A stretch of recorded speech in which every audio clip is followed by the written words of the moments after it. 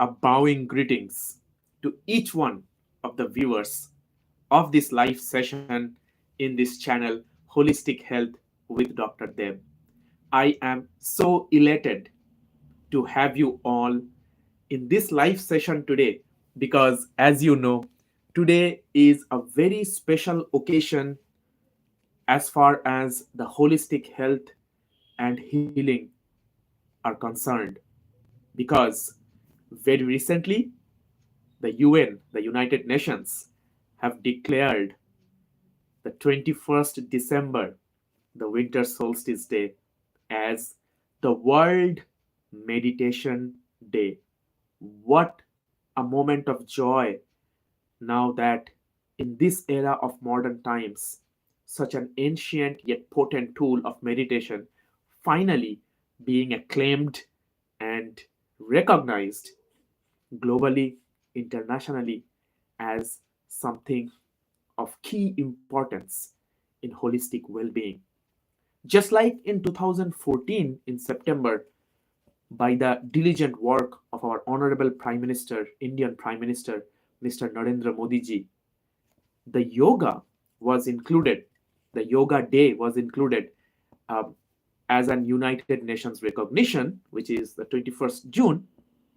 Similarly, the meditation being recognized within the UN brings immense joy to me, and I'm sure millions others who practice this powerful practice because now we can have the power of this potent tool recognized and share with others, millions others who are not yet exposed to it yet. So for this session today, we have a plan and I will briefly mention the outline how this celebration and this session will proceed. So, of course, being the World Meditation Day, I would like to talk about a little bit on meditation. Now, instead of me talking about meditation and trying to say something on my own, I would like to bring in the connotations and bring in the references of the scriptures of our scriptural texts, in particular Patanjali's Yoga Sutras or Yoga Sutras of Patanjali, and I will refer to also Shrimad Bhagavad Gita. And then, as a practice to attain the state of meditation, I would like to also bring in an element of support for our meditation session, which is the OM chanting. So, for the OM chanting, I will briefly mention about what the symbol OM means. And again, instead of me saying something about this, I will refer to the scriptural texts, in particular the Mandukya Upanishad, which talks about the symbol Om. And we will chant it 27 times just as an attempt and as a part of our celebration of this World Meditation Day. So I welcome you all once again cordially to this live session in this channel, Holistic Health with Dr. Dev. During the session, if you have any pressing question that needs to be answered right away, you can always put it in the comment section as the live session is going on. I will try to make sure that I answer as many of them as is possible within the decent time frame that we have. And if you have any follow-up questions, you can always get in touch with me by any one of the social media means that you see in the channel description or the session description here in this session. So with that, let's begin this celebration of World Meditation Day being recognized globally by the United Nations very recently. 21st December from now on will be celebrated as the World Meditation Day. Now, first, I would like to talk about what is meditation. Very, very crucial point to understand. So, I will try to address this important topic from the point of view of Patanjali's Yoga Sutra or the Ashtangic Yoga. Okay? If you listen to any speaker on meditation, you might find that the angic, that the perspective in which they are addressing this topic, it can be from different point of view. Today for this session, I will be mentioning about meditation from the point of view of Ashtangic yoga, the Ashtanga yoga as described in Maharshi Patanjali's Yoga Sutras of Patanjali. Now, where does the dhyana or meditation, by the way, dhyana, Dhyana, dhyana is the Sanskrit word of the English term meditation, or in other way around. In English, we call dhyana as meditation. We will understand the meaning of it as we dive deep into what Maharshi Patanjali says. So there are four segments of the Patanjali's Yoga Sutras. In the third quarter of that text on yoga, Maharshi Patanjali's Yoga Sutras, the third chapter or the third segment is called Vibhuti Yoga. Vibhuti Yoga means the yoga of manifestations. In that, the very first two sutras talk about the two subsequent subtle stages that relate to meditation. The second sutra directly defines what is meditation, and the first sutra is the seventh limb of the eight limb yoga. Okay, so we will study and discuss a little bit about both of them so that we have a context. So, just as a brief recap, in the Patanjali's Yoga Sutras, the eight limbs of yoga are yama, niyama, asana or physical postures. Yama means how we relate with others, right? Outside of ourselves. Niyama is discipline, how we relate with oneself. Yama, niyama, asana are the physical postures. Pranayama is the control of the breath, stretching of the breath, working with our breath, the prana, right? Yama, niyama, asana, pranayama. Pratyahara is withdrawal of the senses from the sensory objects. Yama, niyama, asana, pranayama, pratyahara. Then comes the three subtle aspect practices, which are dharana, dhyana, and samadhi. Dharana, dhyana, and samadhi. Now, let's see what Maharshi Patanjali says about dharana, which comes in the first sutra of the third chapter of Maharshi Patanjali's Yoga Sutras, Vibhuti Padaha. Vibhuti Padaha is the name of the third chapter. So I will first chant the sutras about dharana and dhyana, then I will discuss the meanings. Deshabandhaschittasya dharana. Deshabandhaschittasya dharana. This is dharana. Then in the second sutra of the third chapter, Maharshi Patanjali defines dhyana or meditation. Listen to this. And I will explain the meaning, of course, right after that. Tatra pratyayaikanata dhyanam. Tatra pratyayaikanata dhyanam. Tatra pratyayaikanata dhyanam. Now, dharana and dhyana, these are the sixth and the seventh limb of the eight limb yoga defined by Maharshi Patanjali. The eighth limb is samadhi, the state of super consciousness. Now, let's give you an example. When we talk about dharana, which is the sixth limb, it's about one pointed focus. You can think where we are trying to guide our concentration into one object, one place, one image, one support, right? And that can have interruptions. There is a possibility of interruptions when we are trying to fix or fixate our concentration into that one particular choice of our object. Now, dhyana means that concentration is uninterrupted. And in the scriptures, this uninterrupted state is often corresponded to the uninterrupted flow of oil, for example, or a thick liquid like honey, oil. If we pour oil or honey, we can see a string of uninterrupted flow. That uninterrupted flow, that state of one pointed uninterrupted flow is dhyana. So So, ladies and gentlemen, here, whoever is listening to this, please let's try to understand dhyana is a state.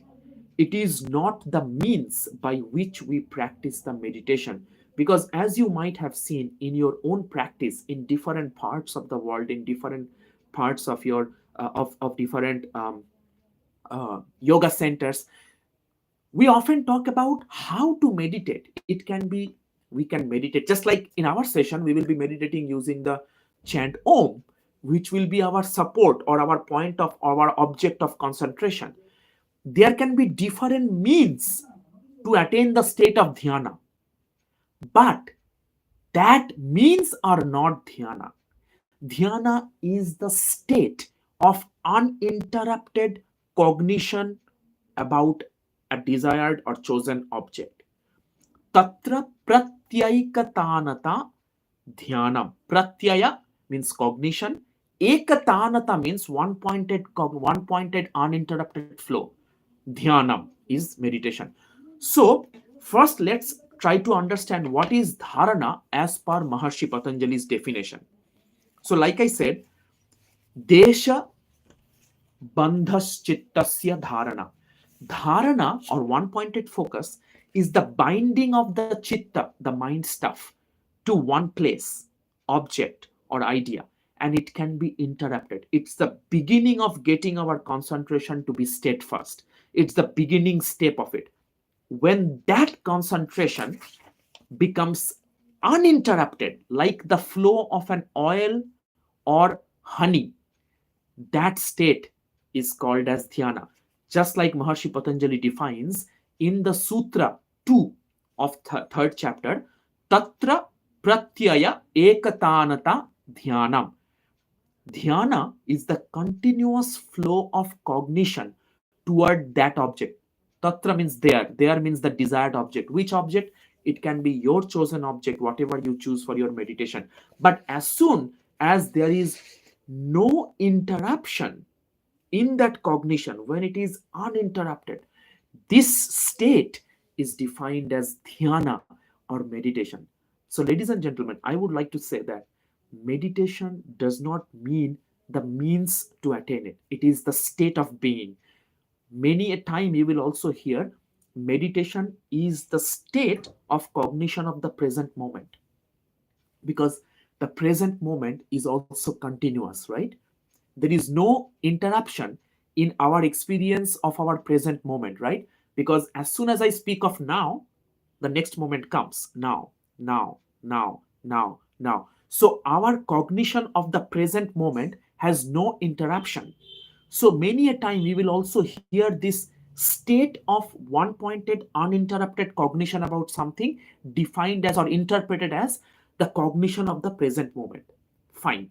But as long as we understand the meditation is the state of the cognition and not how we realize that state, those are means for meditation. Just like one means will be mantra chanting, which we will practice today to attain that state of one pointed cognition about a desired chosen object. In our case, it will be the Om chanting. Now, I promised you that I would also refer to Shrimad Bhagavad Gita about meditation. Now, see, there are 18 chapters in Shrimad Bhagavad Gita. Among those 18 chapters, the chapter 6 is itself called Dhyana Yoga, the yoga of meditation. Dhyana Yoga, the yoga of meditation. And there are 47 verses in that 6th chapter. Now, if you talk about how to meditate, if you are concerned about how to meditate, I would like to draw your attention to the verses of chapter 6 of Shrimad Bhagavad Gita, 9 onwards. Verse 9 onwards of chapter 6 talk about exactly the procedure of how to be in that state of meditation. For example, let me give you an example. Bhagavan Shri Krishna talks about the posture for meditation, and the posture is where your head, neck, and spine are aligned. You are sitting on a kusha. Kusha is a kind of grass, right? and it is laid on a deer skin, and your posture is erect, and your attention is in the bhru madhya means in the center of your eyebrows. All of those techniques of your posture and your state, like the ahara should be limited, not too much, not too less. The the nidra should be limited. The nidra means the sleep. It should be neither too long, it should neither be too little. The balance between everything, a yogi, how the yogi attends meditation, what are the principles that would help one to attain the state of meditation. Please refer to chapter 6 of Shrimad Bhagavad Gita, Dhyana Yoga. And Arjuna, being a representative of ourselves, meaning whoever we are interacting in this material world, he asks Bhagavan Sri Krishna a very beautiful question in chapter 6.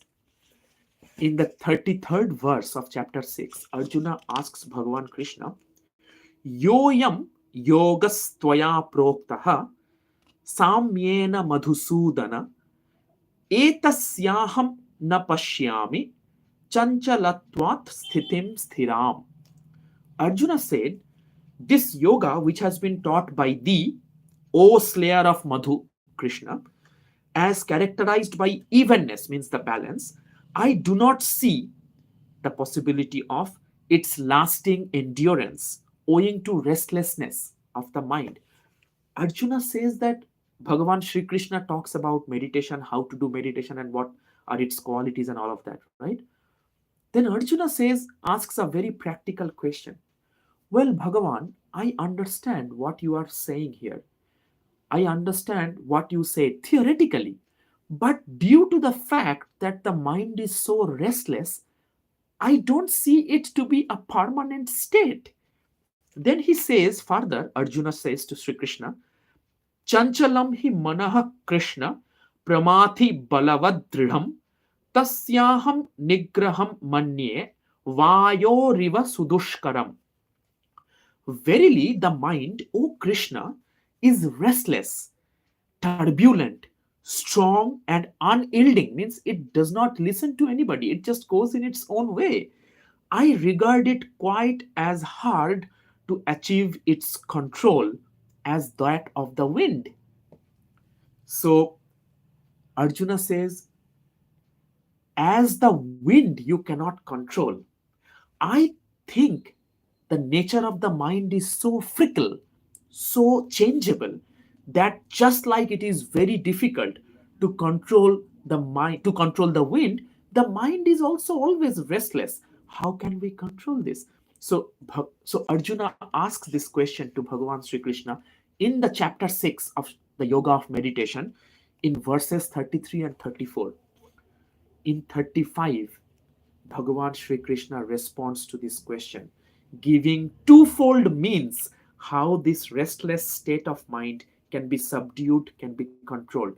I will talk about these two means and connect it with the Yoga Sutras after we practice our Omkar chant. I promise. So please stay until the end of this video if you are willing to learn about what Sri Bhagavan responds to Arjuna's question about the excuse me, about the fact of our mind, human mind, being so restless, and it is apparently impossible to attain the state of dhyana.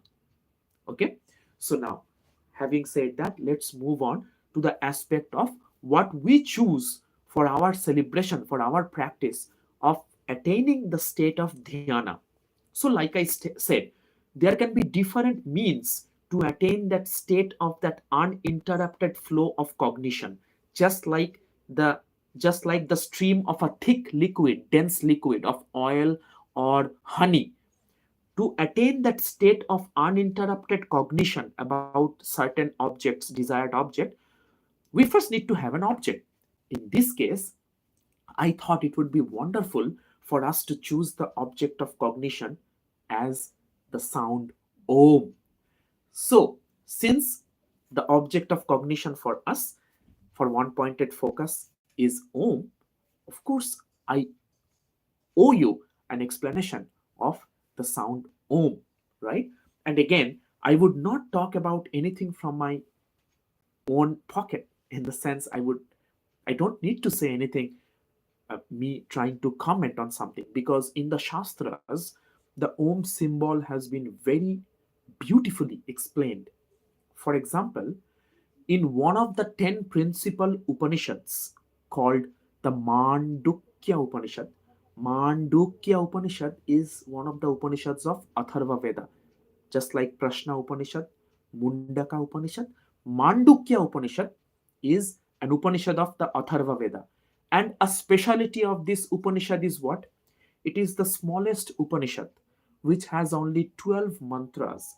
And these 12 mantras talk about the four states of our consciousness, which is represented by the symbol Om. So, what are the four states? The four states of our consciousness are the Jagrata state, means the awakened state where we are functioning in the Annamaya Kosha, in our physical gross body, where we are functioning and transacting with the material world with our five senses, five sensory organs, which are eyes, ears, nose, tongue, and our skin, which are the gateways for our transaction with the material world, right? So, the first state, for example, this state, as we are listening to something, as we are speaking to something, listening, understanding, interacting, enjoying the material world, this state is the Jagrata state. So, the first state of cognition is the Jagrata state or the waking state. The second state is the swapna. Swapna means the dreaming state. As you can see, in the dreaming state, we are functioning in a subtler layer than in our functioning state, because we are resting. We cannot be awakened and we are still dreaming. Well, there is a thing called daydreaming. That's why it said, like, are you still dreaming as you are awake? So it does not usually happen. The dreaming state is a subtler state where our pranamaya kosha and the manomaya kosha, the two sheets, there are five sheets of existence, right? The physical gross body, the annamaya kosha, then the pranamaya kosha, the breath sheet, and the manomaya kosha, the mind sheet. These two are functioning in the dreaming state. When we dream, we are not resting, right? Our mind is churning all the experiences it has gathered either in this lifetime or in the previous lifetime, and it churns those experiences and we see dreams accordingly, right? So in the dreaming state, although our senses are closed, the mind being a dual organ, dual sensory and an organ of action, the mind is still active. It churns the experiences that, like I said, it has we have gathered in this lifetime or in past lifetimes. So that is the swapna state. It is not the resting state completely. Then the third state of our consciousness, that is represented by the m sound of Om. A is the Jagrata state. U is the Swapna state or the dreaming state. Ma is like A, U, ma, That sound, that is the Sushupti state. Sushupti state is very important because in this state, the functionalities of all the sensory organs, the functionality of all the organs of action, including the mind, is null. Deep sleep, that is the dreamless state, is the Sushupti state, the third state of consciousness. And in this state, you can think of we are functioning in the state of the Anandamaya Kosha because it has no suffering. Even in the Patanjali's Yoga Sutras, in the five kleshas, the chitta vritti, the five modifications or fluctuations of the mind stuff, one is the nidra, and that nidra is the dreamless state of our sleeping or the deep sleep, and it is of no suffering. Why? Because suffering only exists when we are awakened and our mind is attached with our sensory organs. In the dreamless state, mind is inactive. So the sushupti or the third layer of our consciousness is the state of non-suffering. But even beyond that state of consciousness is the turiya state, the fourth state of cognition, which is the silence after the sound Om. A, U, and then silence. That silence is where there is only the cognition, nothing else. No support, nothing, only the cognition. So you can think of this Turiya state as the state of Samadhi, when there is a super consciousness, state of super consciousness where we are out of everything, not even the state of dreamless sleep. It is just the pure consciousness, right? So the sound Om signifies these four states of consciousness as explained in the Mandukya Upanishad. And we will chant it, we will chant it in the form which actually touch bases on these four states. How? We will say the sound A, which comes from our navel, right? From our lower chakras, the Muladhara chakra, the root chakra, and the Swadhisthana chakra or the sacral chakra, right? And the Manipura chakra. So you can think of this, the navel area, which are the lower three chakras. The A sound will come from here, from our navel region. Like that. The second sound U, which corresponds, often is associated with the dreaming state, will come from our heart throat chakra, right? The fourth and the fifth chakra, this chakra here. The sound U will come from our region like throat and the heart region. So A will come from the navel, U will come from the heart and the throat, and will come from the mouth. You can think of this in the third eye chakra, or the power of intuition, the energy center of intuition chakra, mm, which is the sushupti state, or the dreamless sleep state of consciousness. A, U, and the silence will be the state where there is just the consciousness, nothing else. Okay? No question of dream, no question of dreamer, nothing, just the cognition itself, pure consciousness.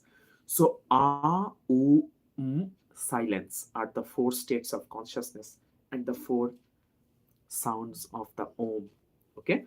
So in our case, we will try to attain the state of continuous flow of this cognition about one object by taking help of this sound Om. And please let me repeat, you can have your meditation by many other means. Meditation is not what means we follow. Meditation is the state of this continuous uninterrupted flow of our cognition. What we are doing here is choosing a means to attain that state of uninterrupted cognition. Okay, one pointed, uninterrupted, continuous flow of cognition. And we are choosing this sound of our consciousness, Om. Okay, I will I will chant it once to show you how we are chanting the Om, and we will have our entire focus and concentration into these four parts of this sound, and all the other things for the next 10-12 minutes will fade away, because we are channelizing our entire consciousness into that sound, which is the primordial sound that ever existed, that is existing, that will ever exist. Uninterrupted primordial sound that encompasses the beginning, the maintenance, and the dissolution, and the silence after that. So I chose the sound Om as our means to attain the state of dhyana or meditation.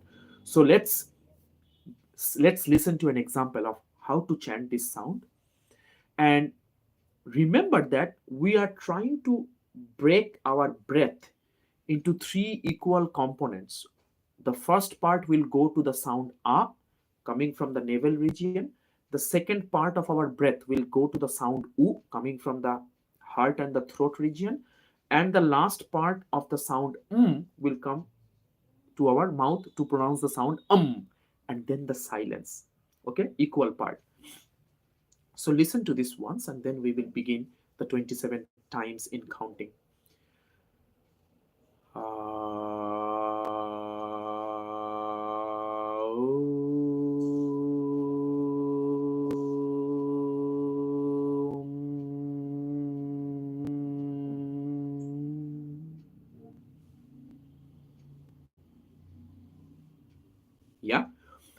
when we chant this, I should mention this, have your face slightly turned upside like this, like 30 to 45-degree upside, turned upside, and as you close your eyes, so that the gaze naturally tend to concentrate in between the eyebrows. Okay, so turn your face slightly upward as you chant the sound Om, and have your palms facing the ceiling. You can have the the mudra, the jnana mudra, the mudra of wisdom. The tip of the index fingers will touch the tip of your thumbs, and you will create this a okay sign. Turn your palms upside down facing the turn your palm facing upward. Place those palms on your upper thigh. Relax your shoulders, relax your belly, and turn your face slightly upside 30 to 45 degrees. Have your spine erect, head, neck aligned with the spine. Well, first you align it and then slightly turn your face upward. So your gaze internally is concentrating in the center of your two eyebrows. Okay. I will keep the count of 27 ohms and I will let you know when it is the last three. Okay. So no need to count. You just try. Our purpose here is to celebrate this World Meditation Day by choosing a desired object, in this case the sound Om, and attain the state of dhyana, one pointed, uninterrupted flow of cognition about anything, in this case the sound Om. Just try to attain this, relax your body, choose your position, either seated or sitting on a chair. If you are sitting on a chair, please make sure that you are placing your feet flat on the ground. Okay, let's begin. 27 times. Okay, why 27? Well, 108 times I would have loved to chant, which is a very sacred number, as you know, in many Vedic rituals and practices. And I assume that at least four of us are doing it together in this celebration. So 27 times 4 is 108. Also, to be realistic about the time for the duration of this session, I chose 27. I hope that answers why 27. So let's begin. 27 times of the chanting of Om, starting with count 1.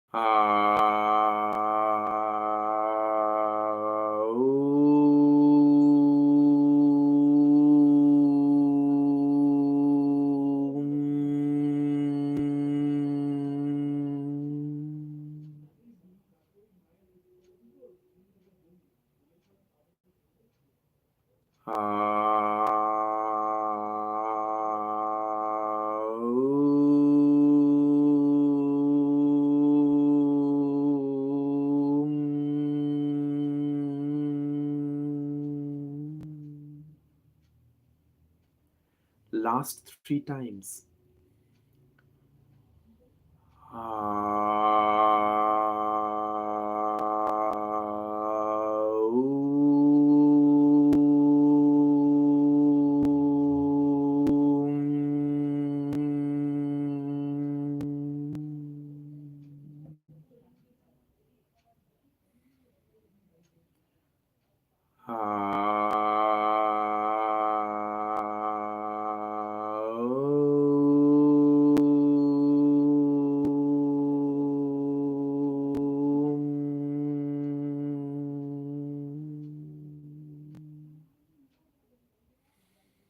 last time.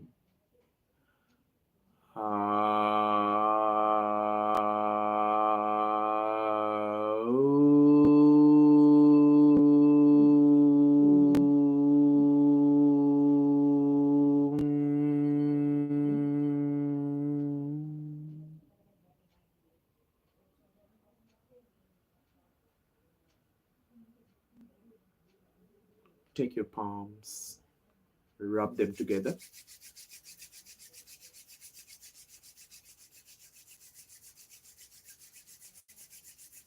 Create some heat, the self-healing energy, and place your palms with that warmth, with that healing energy on cupping your eyes. Gently place on your forehead, face, cheeks, throat, neck, the whole body. And as you are ready, you can gently open your eyes. So that is one way, one means of attaining the state of dhyana, the uninterrupted continuous flow of cognition of one desired object. And that in this case, in this practice, was this sound Om.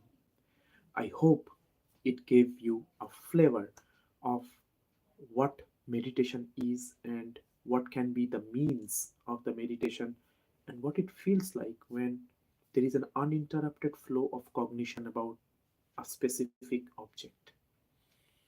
Okay, with that, we are proceeding towards the end of this live session, and I did not forget that I promised you that I will mention what Bhagavan Sri Krishna says or responds to Arjuna's question of how is it possible to have the mind under control. So let's listen what Bhagavan Sri Krishna responds. Chapter 6, Shrimad Bhagavad Gita, Dhyana Yoga, verse number 35, Bhagavan mentions